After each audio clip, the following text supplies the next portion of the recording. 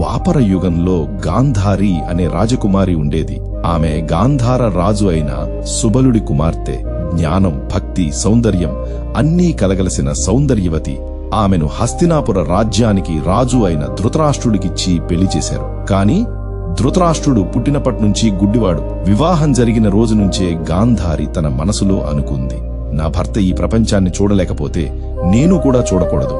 భర్త పట్ల ఆమెకు ఉన్న ఆ ప్రేమ, ఆ గౌరవం, ఆ సతీత్వం చిహ్నంగా ఆమె తన కళ్లకు గుడ్డ కట్టుకోవాలి అని నిర్ణయించుకుంది. అలా ఆమె కళ్లను మూసింది, కాని ప్రేమను కాదు. ఆమె చూపును మూసింది, కాని ధర్మాన్ని కాదు.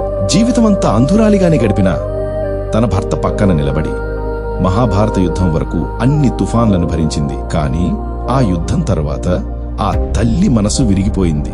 కౌరవులు అయిన తన పుత్రులు అందరూ యుద్ధంలో మట్టిలో కలిసిపోయారు. ఆ దూఖంలో గాంధారి కృష్ణుని ముందుకు వచ్చింది.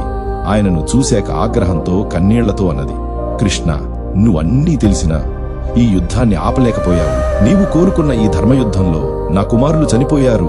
ఆమె కన్నుల్లో దాగిన ఆ అగ్ని, ఆ దుఃఖం తన ధర్మాన్ని మర్చిపోయేలా చేశాయి.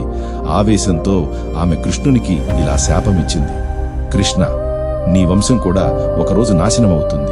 ఈ మారణ హోమానికి నీవు సాక్షిగా ఉన్నావు. అందుకే ఈ దుఃఖాన్ని నువ్వు అనుభవించాలి.